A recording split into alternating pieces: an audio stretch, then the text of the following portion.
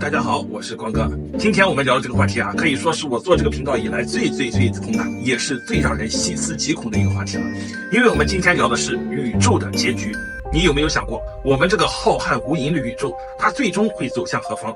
是会像烟花一样绚烂之后归于寂静，还是会像一个巨大的橡皮筋无限延伸直到断裂，亦或是它根本就没有结局，而是一个永恒的轮回？结局一：大气压，宇宙的泰山压顶。我们先从第一个，也就是最容易理解的一种结局说起，它叫做大气压。想象一下，宇宙就像一个吹起来的气球，我们现在正处在它不断膨胀的过程中。但是如果这个气球里面的空气足够多，或者说宇宙中的物质和能量的总量足够大，那么引力就会成为主宰。就好像你把一个球扔向了天空，它会往上飞，但最终它会由于地心引力把它拉回来。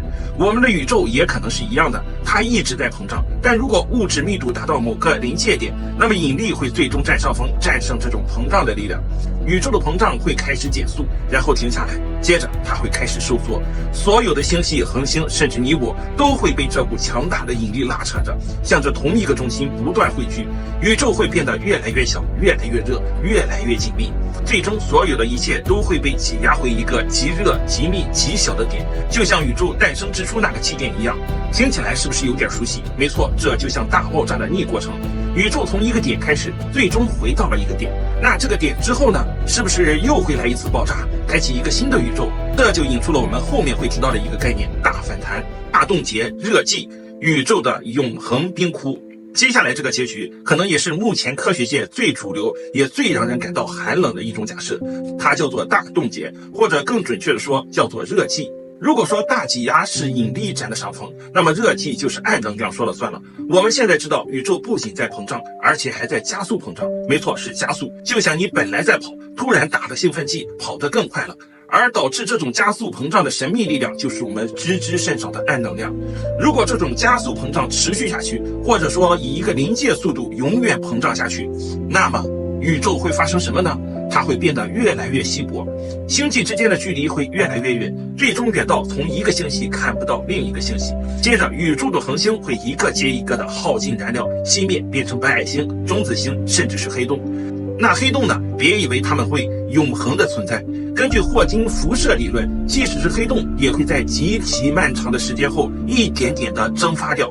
最终，宇宙中将没有任何可以发光的恒星，没有任何可以互相作用的物质，所有的能量都会均匀地分散在宇宙的每一个角落，达到最大熵值。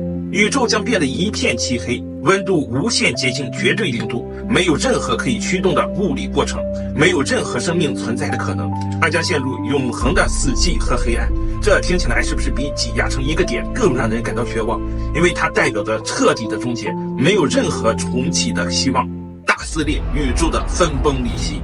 如果说热寂是慢刀子割肉，那么接下来这种结局就真的是瞬间爆炸，全部撕裂，它叫做大撕裂。这种结局同样与暗物质有关，但这一次暗能量的性质更加极端。如果暗能量不仅仅能推动宇宙膨胀，而且它的密度还会随着宇宙的膨胀而增加，我们称之为幽灵暗能量，那么问题就大了，这股斥力会变得越来越强大，强大到足以克服引力，撕裂星球，把星系中的恒星一个个的撕碎。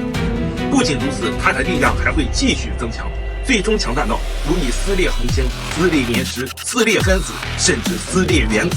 连构成我们自身的原子都会被这股力量生生的撕裂开，化为最基本的粒子，而最终连时空本身都会被撕裂。宇宙中的一切，包括我们所知的物理定律，都将不复存在。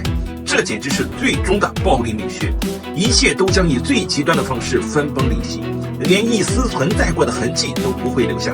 所以大撕裂听起来比大气压和热寂都更加彻底，更加绝望，因为它连组成万物的基本单位都无法幸免。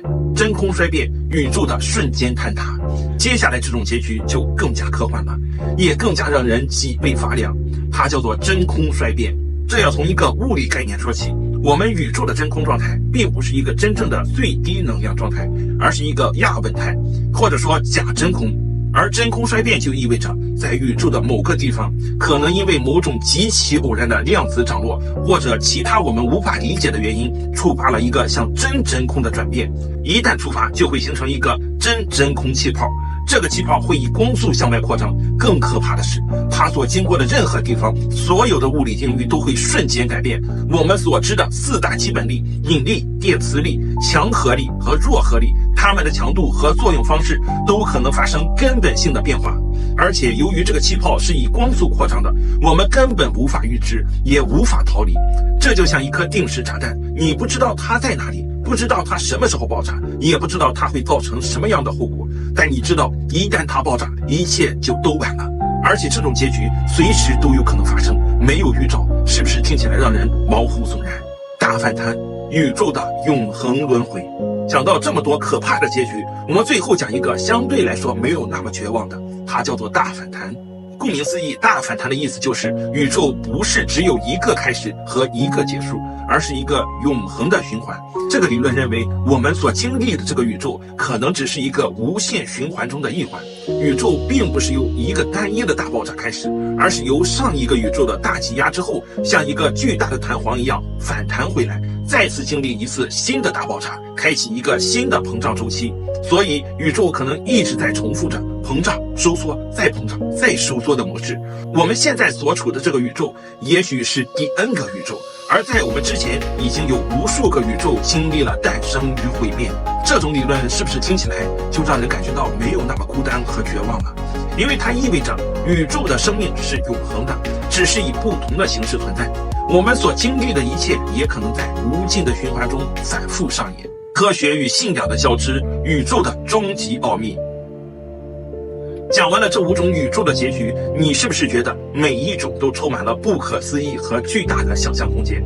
有趣的是，虽然这些都是现代科学基于物理定律和观测数据推导出来的假说，但你仔细想想，它们在某种程度上和我们人类几千年来的宗教、哲学和神秘学中对宇宙终极命运的思考有着惊人的契合点。比如大挤压和大反弹，不就是我们很多东方宗教里循环宇宙观的体现吗？比如印度教和佛教都有劫的概念，宇宙在无数个劫中经历着诞生、发展、毁灭和再诞生的循环，宇宙就像在不停的呼吸，一长一合。而大冻结、热寂这种最终的死寂和虚无，是不是又和佛教中涅槃的某种哲学意境有相通之处？虽然涅槃的本意是解脱，但它描绘的也是一种彻底的寂静，一切都归于空。至于大撕裂那种极端的解体，你可能也会联想到一些神话中的描述，混沌回归，或者说世界彻底的崩塌。而真空衰变这种突如其来的、无法预知也无法反抗的终结，是不是又像极了宗教经典中描述的末日审判或者是天启？它不是渐进的过程，而是一瞬间的改变，颠覆所有我们所知的法则。所以你看，虽然科学和宗教、神秘学是2个完全不同的探索路径，一个基于可验证和证据，一个基于信仰和启示，但他们在面对宇宙最宏大的终极问题时，有时也会殊途同归，产生令人深思的共鸣。这或许也说明了人类对宇宙终极奥秘的好奇和探索是刻在我们基因里的本能。那么我们的宇宙究竟会走向哪一种结局呢？截止目前，科学观测的数据，比如宇宙正在加速膨胀的现象，似乎更倾向于大冻结或者是大撕裂的可能性。这说明暗能量可能才是决定宇宙最终命运的关键。但是科学还在不断进步，我们对暗能量的了解还非常有限，宇宙的精确几何结构也仍在研究之中。也许未来新的发现会彻底颠覆我们现有的认知。不管最终结局是什么，身处这个浩瀚而神秘的宇宙之中，我们能够思考它的过去、现在和未来，本身就是一件足够奇妙的事情。我们存在的每一秒都浸润在宇宙的宏伟进程之中。所以，与其纠结于最终的命运，不如珍惜现在，享受宇宙赋予我们的一切。好了，我们今天的分享就到这里。你觉得宇宙最终会走向哪一种结局呢？欢迎在评论区留下你们的想法，我们下期见。